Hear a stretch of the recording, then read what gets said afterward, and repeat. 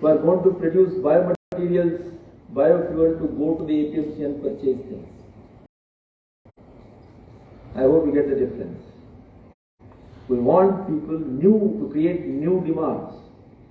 When new demand is created, obviously the farmers will be benefiting because there is demand for their produce. Today there is no demand for their produce all the time. So we will be able to correct the demand-supply position and help the farmers to bargain. If there are more people demanding your produce, naturally you can bargain.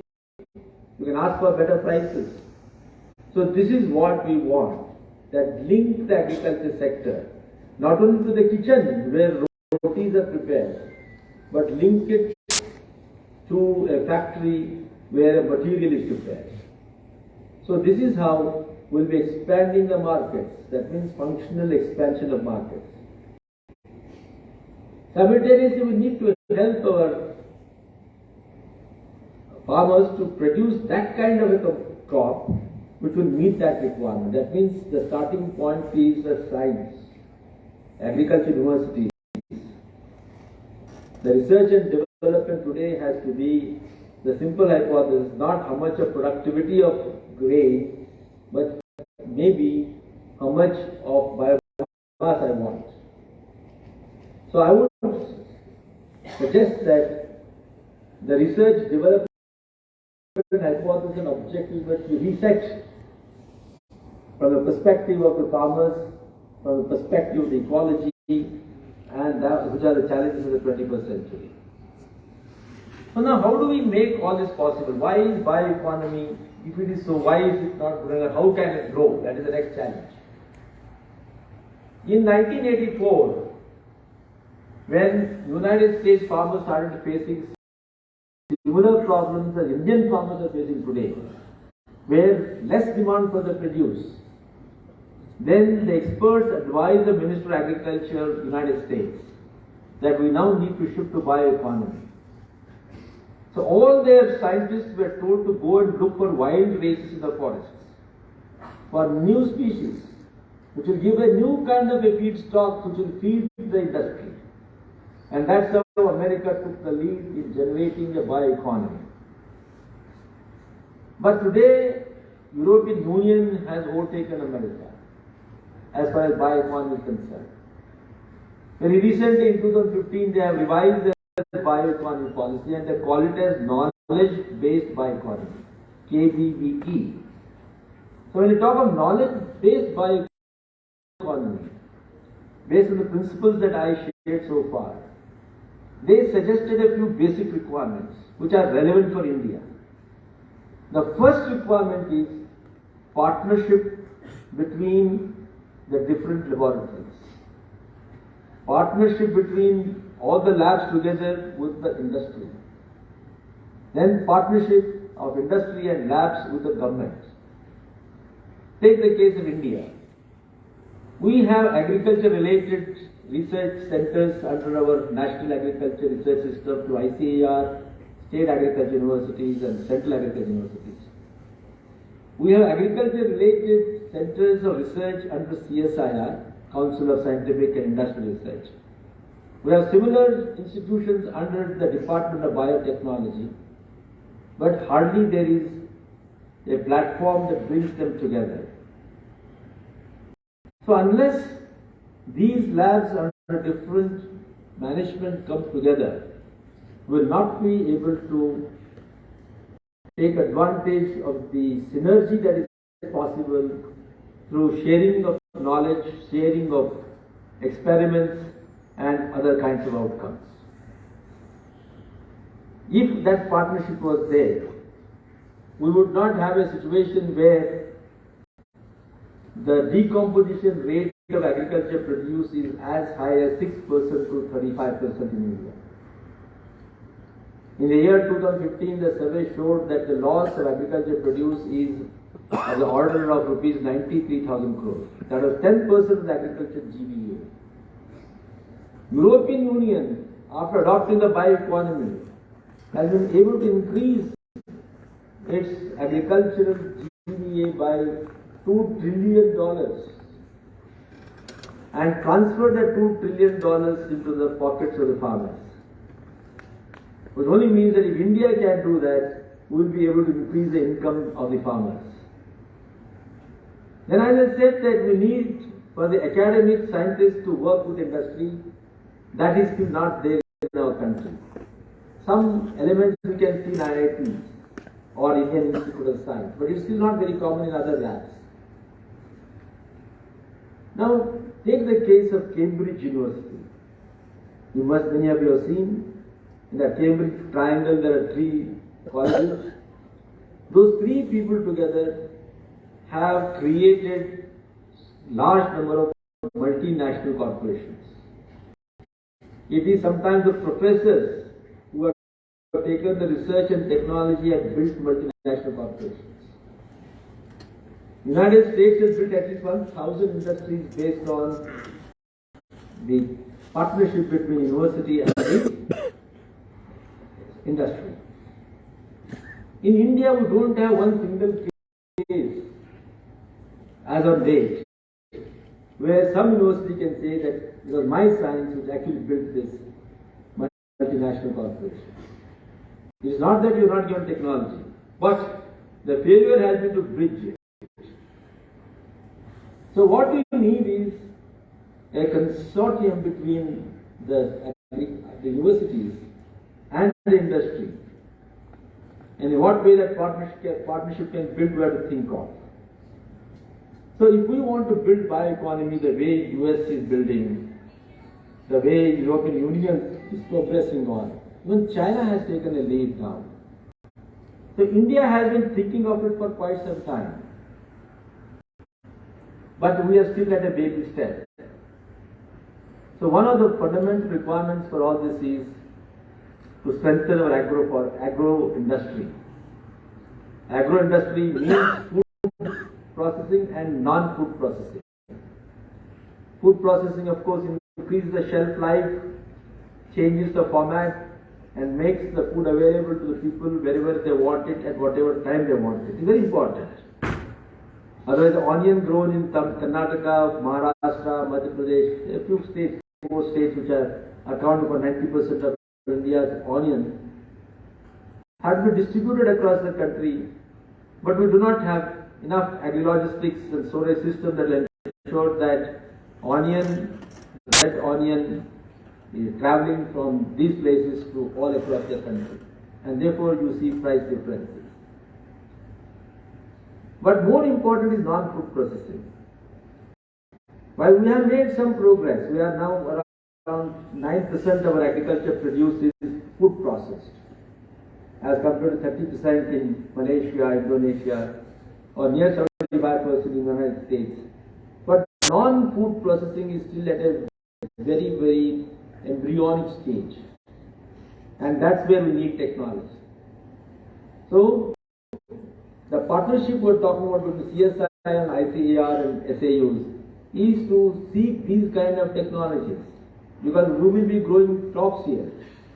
But what kind of technology is required to extract the required product is in the CSIR. So therefore the partnership. So how do we build that partnership? And that calls for very sophisticated technology. So let me give one concrete example. Let's take the case of seaweed. India has got 8,111 kilometers of coastline. We need seaweed. We import it from Spain, a small country with a small coastline. Why India has to import seaweed from Spain? It means that we are not looked at bioeconomy. Seaweed is required to produce agar. If the value of seaweed is X, if it is converted into agar, it becomes 40x. That means farmers will get 40x if they sell agar and not seaweed. And if CSIR, IIT can give us more sophisticated technology of processing, we'll go from agar to the next stage called agarose, which will be 1000x. Just imagine how we are going. If we go further to what is called siparose, which countries in the European Union are making, will go to 10,000x. So if we want to increase the wealth of the farmers, we need technology. Without technology, we cannot do it. And simultaneously, we are also contributing to the bio-industry and bio-economy. Therefore, bio-industry, which comprises both agro-industry as well as food and non-food processing under the agro-industry, will require a very complex technology. China has taken a very easy route.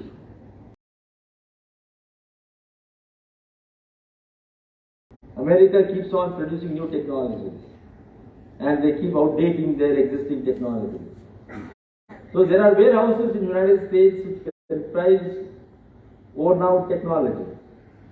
China goes there, buys them at 10%, at 20% of the original cost, brings them up, assembles and starts its industry. So we need to look for opportunities so that our cost of production is low. So there are issues that we must all look at. What are the different kinds of bioproducts? What are the processes that we need to deploy? What kind? Is it gasification? Is it liquidification? Different kinds of fermentation, hydrolysis. So different processes are required to utilize the resources to convert them into the products that we want. And there are innumerable kinds of products. If you prepare a basket of products that we today look at, they're very simple. Let's say bakery products, for example. Maybe very simple forms of wax, simple forms of plastics. But can plastics be produced from bioresource rather than from the chemical-based resource? So there is a vast vista that is in front of us. If only we are able to partner with the right institutions, where we build partnerships among scientists who then have a common objective, end-to-end objective, only then will we move towards a bio-industry. So before I close, I'd like to tell you that we need proper infrastructure. We need infrastructure includes roads, digital technology, power, all these things are required. We need financing. We need to still build venture capital that are dedicated to agro-industry. For the first time in the Union Budget 2023, you must have seen that a fund has been created to promote startups in the agriculture department. We need similar fund to promote innovation in agro-industries or bio-industries, bioeconomy. Because bio-industry will not only depend upon the agri produce or the forest produce, but also on other kinds of biomasses. Today, some countries have already started shifting, like Brazil, shifting from producing ethanol only from the sugarcane juice to utilizing other forms of biomasses. Let's say, for example, poplar tree, very common in Punjab, Uttar Pradesh. So poplar tree, for example, can be used to produce methane, ethanol, etc. So we need to identify even various biomasses, whether it is alternate agriculture crops, whether it is solid waste that is there in the municipal areas. So different kinds of waste, for example, rice bran, wheat bran, straw of the wheat, all these things are very important as biomass. India, for example, produces 768 million tons of crop residues. As against 309 million tons of food production, we have 768 million tons of crop residues. A lot of it burned. Luckily, the cows and buffaloes in South Karnataka, South India eat the paddy straw, but in North India they don't eat because they are not been taught to eat. And they go and burn them. Just see how the cultural practices are evolved in different parts, and we have been wasting this valuable resource, adding to the greenhouse gas. So we need to use all this biomass, apart from the agriculture produce, forestry produce, all of which requires proper processing. So that calls for, this is what is called secondary agriculture. I have explained to you what bio-industries are, bio-economy is, but that is all based on secondary agriculture. So I will close by sharing a few thoughts on secondary agriculture. Don't be confused that secondary agriculture is some new animal. No. It is a very old animal, only thing we have not practiced. If primary agriculture ends with harvesting, secondary agriculture begins from there. So secondary agriculture consists of production and management of the agricultural produce in an efficient manner, such that we are able to add value. Any business or enterprise consists of three basic things: to create a value, to deliver a value, and to capture a value. So what secondary agriculture does is, it manages all this agriculture produce and helps in its utilization such that we are able to capture better value for the farmer. We keep, in agriculture marketing, we keep saying, marketing efficiency is defined as a share of the farmer in the consumer's utility. Even if you bring in processing, farmer's share in the consumer's utility is still low if you do not take care of proper management. Therefore, secondary agriculture looks at establishing processing formats of different nature, different intensities. So we can have three kinds of processing, or three levels. One is the basic primary processing, which consists of cleaning, grading, sorting, packing, and very, very basic things, like making pickles, for example, physico-chemical transformation. Here you don't need too much of technology. You don't need too much of capital. It's a very small scale. What Gandhiji called as village industries, cottage and village industries.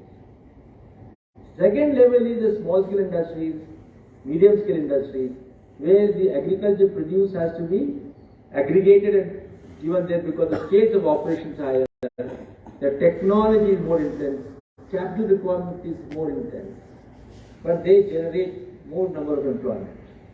The third one is high technology intensive, capital intensive industries, which are very sophisticated.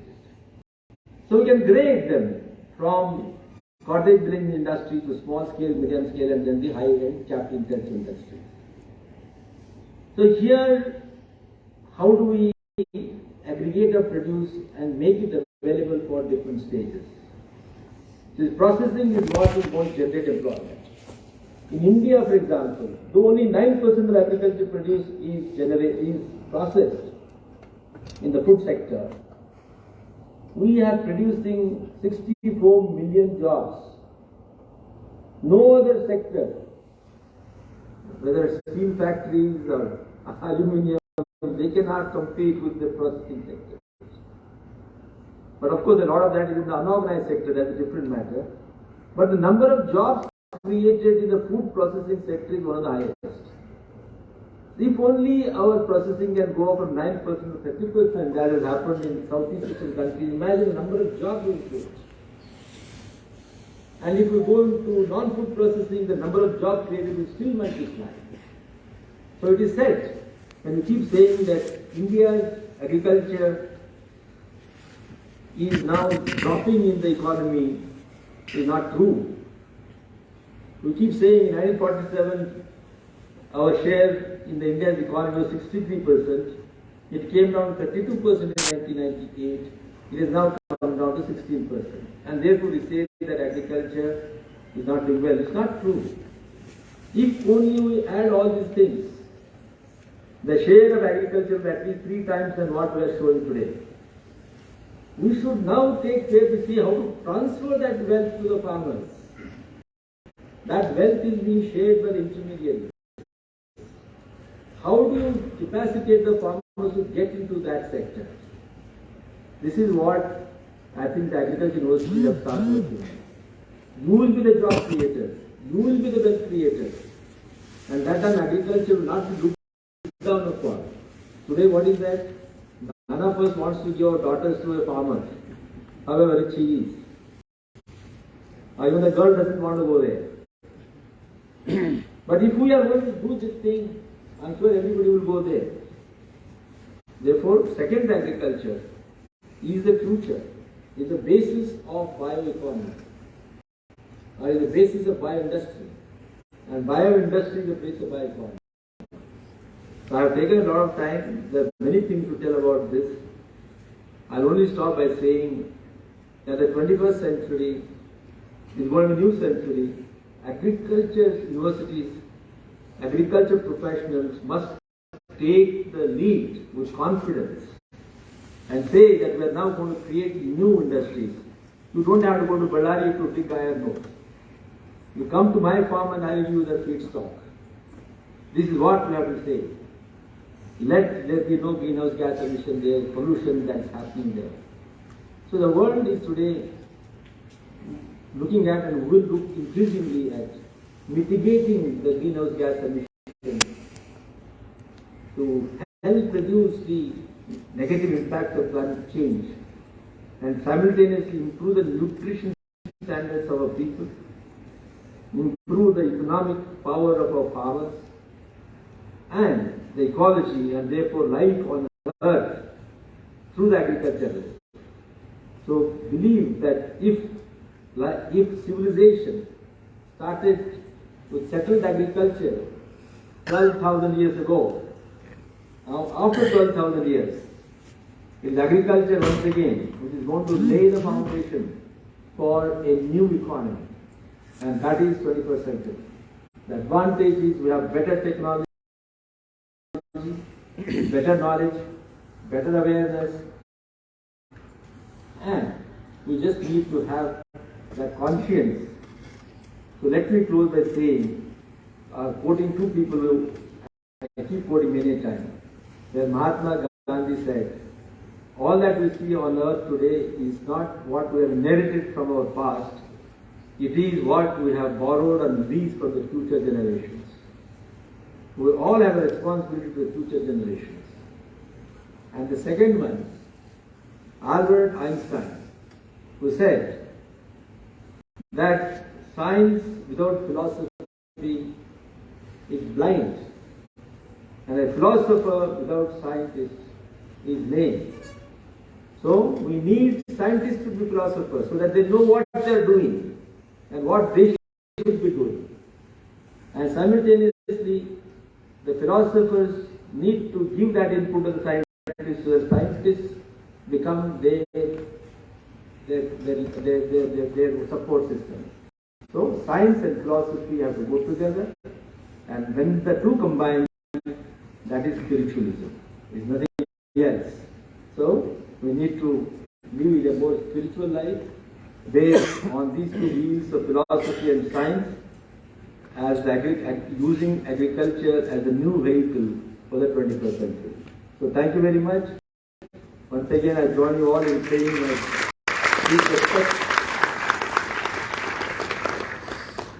deep respect to Dr. SV Patil sir, who has been a guru for all of us sitting here, particularly the elders sitting here, and the youngsters may look forward to him and others who have built this campus, this university, including Dr. SV Patil, Dr. Ashok S Dalwai mentioned by, and many others. We remain grateful to them, and I would thank our President and Vice President for giving us this opportunity. Thank you, sir.